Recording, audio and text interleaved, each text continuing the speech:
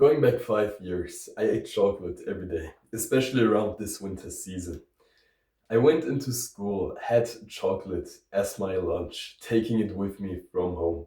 Also, before school, I probably had at least one piece of chocolate, which would be in my calendar, because my mom would always give me one, which I would hang up into my room. And the first habit during the December was to go to the calendar, search for the socket and take out the chocolate and eat it. Because of that, habit building as well, it was hard for me to get out of the chocolate addiction almost. I ate chocolate every day. I was fat anyway, but I didn't yet realize how bad this actually was.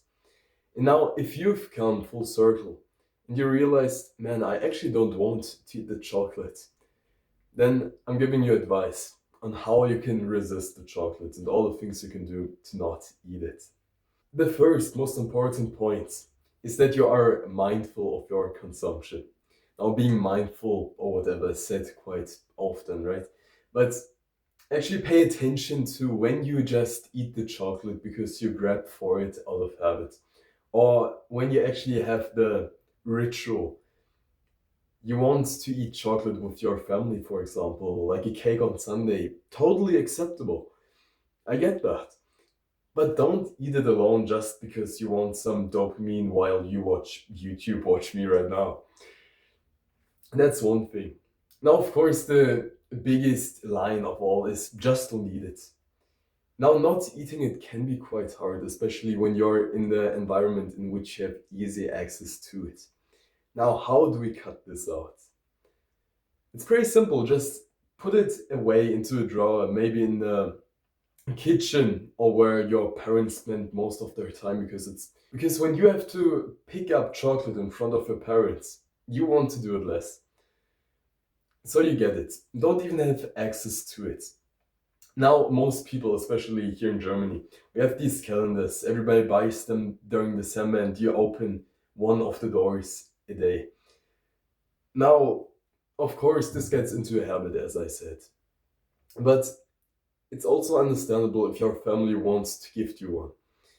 Now, my advice for that would be to take 2 days a week and basically just split this whole calendar onto 2 days for the next 15 weeks. Meaning you'll have 2 days on which you say to yourself, okay, I'm eating the chocolate today. And then on Saturday as well, right? And then you repeat it until it's almost summer again.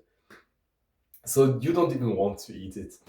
And you could gift the chocolate to your friends. I did this quite often already because I also have a calendar, but I don't even want to eat the chocolate, to be honest. If you're similar and you have no bad thoughts about giving it away, then okay, sure, go for it. There will be some girls quite happy. Some children will be happy as well if you just give them the little man on a stick, like the Santa Claus on a stick. That's chocolate. But once you've seen for yourself that you don't actually want to eat it, there's a lot more resistance towards it. Now, you can think to yourself how disgusting some shit is, right? If you think about McDonald's chicken nuggets, you wouldn't want to eat those if you knew how they were processed. Now, if you don't know and don't feel the disgust that you should feel towards McDonald's chicken nuggets, for example, you can search it up on YouTube, the processing, how they are made, and I promise to you, you won't want to eat these anymore. Like you legit see baby chicks getting put onto this machine where they will just be put into a blender, processed into your chicken nuggets, and that's not even all. Also, their bone meal, like the Minecraft thing, which you would grow your crops with, they put also in your chicken nuggets. Now that's fucking disgusting. You wouldn't want to eat this. You can say the same about 99% of chocolate. Of course, if there's some great brand with 8% cacao or 90 or even 100, I get hard for this shit as well from time to time. You can eat one piece of chocolate and it will benefit you in your fitness journey even because it gives you some extra calories. plus magnesium in cacao. It's actually pretty great. Now, once you don't want to eat it anymore, you get no dopamine from it. Which leads me to my next point because chocolate actually is a cheap dopamine.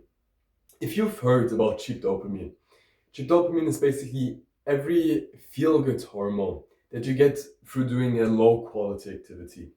So, for example, video games will give you cheap dopamine. Eating junk food or sweets will also give you cheap dopamine. Scrolling, seeing naked women will also boost your dopamine. But these are bad habits because if you do them through your whole life, just imagine that. You'd be a pretty isolated, lonely bastard because nobody would want to talk to the fat incel loser which is stuck scrolling in his room. That's a reality check for you.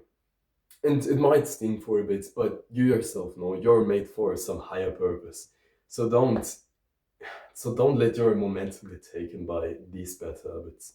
Now, if you still want something sweet, which I totally get, I like some sweet things as well, but take fruit, take apples, take the clementines, which are in season right now. Like, eat all of these vitamin C components with nuts. You'll be off so much better than just eating the high sugar chocolate. You will feel the difference for yourself if you eat less processed things because that's what it's all about.